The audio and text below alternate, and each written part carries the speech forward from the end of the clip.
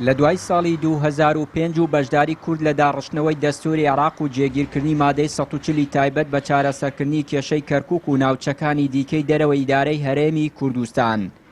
کورد تاکو ئێستا نە بە ڕێکەوتنی سیاسی نە بە دەستور نەیتوانیوە کێشەکانی کەرکووک و ئەو ناوچانەی دیکە چارەسەر بکات. لە دوای 16 ئۆکتۆبەریشەوە گرفتی سیاسی و ئەمنی و ئیداری بەرۆکی کوردی کەرکووک بەرنادات. حکوومەتی هەرێمی کوردستانیش لە دوای چەندین ڕێکەوتن و دانووسانی بەردەوام لەگەڵ بەغداد بۆ وەرگرتنی پۆست و بەدەستێنانی بەرژەوەندی حزبی نەیتوانیوە چارەسەری کێشەکانی کەرکووک بکاتە پێشەنگی کارەکانی و دۆخەکە ئاسایی بکاتەوە. بەڵێ دیارە کێشەی کەرکووک و ناوچە دابڕێنراوەکان کێشەیەکی قورسن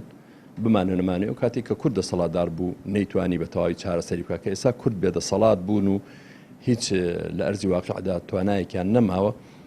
چاوەڕێ ناکرەوە بە ئاسانی ئەم کێشانە چارەسەر بێت لەبەری وەفتەکانی هەرێم کاتێک کە چوون بۆ بەغا ئەو دەموچاوە تازانە کە ڕۆژ بە ڕۆژ تازە دەبنەوە لە مالیکی و لە عەبادی و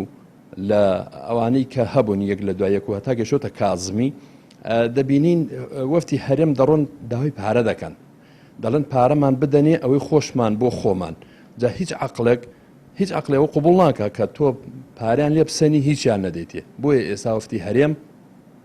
زیاتر داوای پارە دەکا بۆی قەیرانی توش بووە چاوی لە پارەی خۆیان و ئەوانیشە بۆیە قەناعەتم نییەوە بە ئاسانی ئەم کێشانیان پێ چارەسەر بکرێت لەبەر ئەوەی پارە لای دەسەڵاتی کوردی ئەولەویەتە نەک خاک و نیشتیمان و خەباتکردن لە پێناویە. کەرکووک ئێستا بە دۆخێکی خراپی سیاسی و ئیداری و ئەمنی بۆ کورد تێدەپەڕێت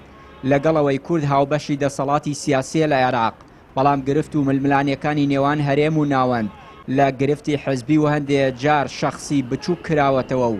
نەتوانراوە سوودی نەتەوەیی لەو پۆستانە ببینرێ. دیارە کەرکووک بە بارودۆخێکی هەستیار و زۆر حەساسدا تێدەپەڕێت و ئەم بارودۆخێکە کە چۆن ئەڵێ سەقامگیری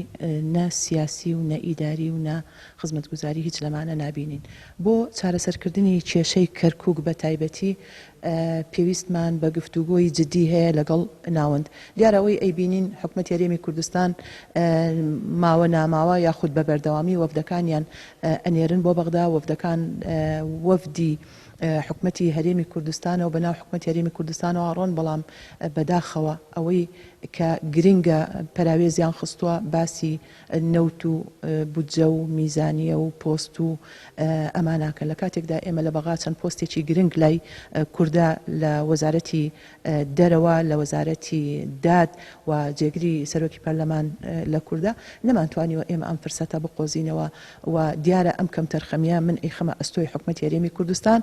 لە دوای 16 ئۆکتۆبەرەوە دۆخی کەرکووک نائاساییە و چەندین پۆستی ئیداری و ئەمنی لە کورد وەرگیراوەتەوە